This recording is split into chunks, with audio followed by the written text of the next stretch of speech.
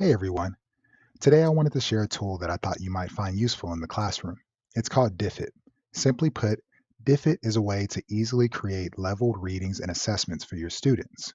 When talking with my wife, who's a high school social studies teacher, we found that Diffit could be used for differentiation, which is probably where it gets its name, for ELL students, or even for last minute subplans. So without further ado, let's have a look at Diffit. So with Diffit, we have three basic options.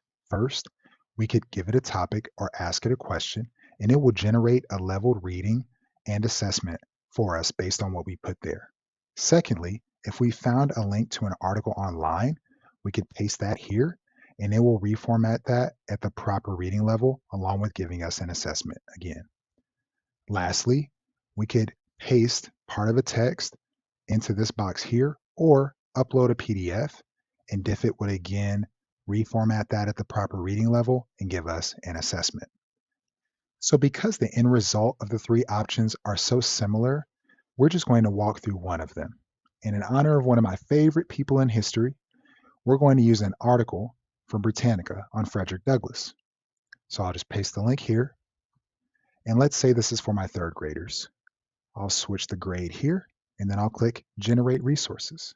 So once it's done, I have my leveled reading, a summary of that reading, vocabulary words, multiple choice, short answer, and open-ended questions. Now look at the top of each of these sections, and you'll see that you have two or three buttons. The Edit button is to edit anything that Diffit generated for you.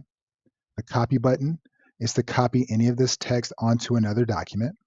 And the Generate More button is if you need to generate more vocabulary words or questions for your students. So let's say I need to generate more short answer questions. I'll click Generate More, and I can switch the type to be strategic thinking, and maybe I need two more.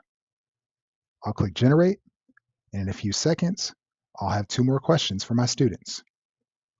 Lastly, I'll come to the top here and just remind you that you can take what this generated for you and switch it to a different grade level if you feel like it was too easy or too hard. You can also switch the language to multiple languages, and it will regenerate it for you. And when you're finally done, if you don't want to copy each section onto a document, you can simply click Open With. And if you've linked your Google account to it, click Open with Google Docs, and it's going to generate a Google Doc for me. And here's our final product. Looks great, very well organized, but completely revisable if you need to make any changes before you share with your students. One thing that I wanted to mention about Diffit is that I think it's best used with informational resources as opposed to literary text or historical primary resources like speeches. This is because when it generates something for you, it doesn't consider historical or literary context. So for example, if I paste one of my favorite quotes from Frederick Douglass and I generate something from it, what it gives me is a great analysis of those words, but it doesn't know when it was said, why it was said, or who said it.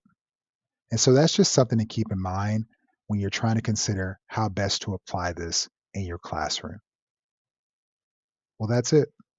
Please feel free to let me know your thoughts on Diffit or any stories of how you use Diffit in the classroom. I'll see you around.